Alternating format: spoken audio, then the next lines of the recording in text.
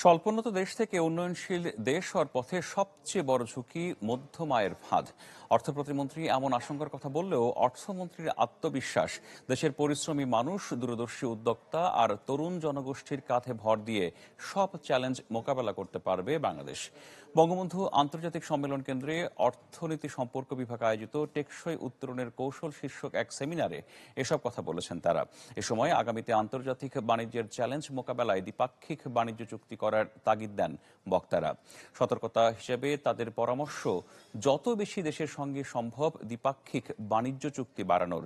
এ সময় উন্নয়নশীল দেশ হওয়ার পথে কেবল অর্থনৈতিক সূচকের উন্নয়নে আটকে না থেকে পরিবেশ ও সামাজিক সূচকগুলোতেও যেন দৃশ্যমান উন্নতি হয়, সে বিষয়ে নজর দেওয়ার তাগিদ দেয়া হয়।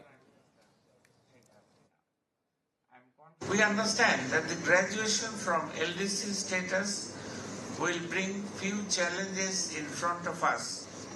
However, we believe that our strengths lie in our hard-working people, vibrant entrepreneurs, the young generation, and people-friendly government under the leadership of Honorable Prime Minister.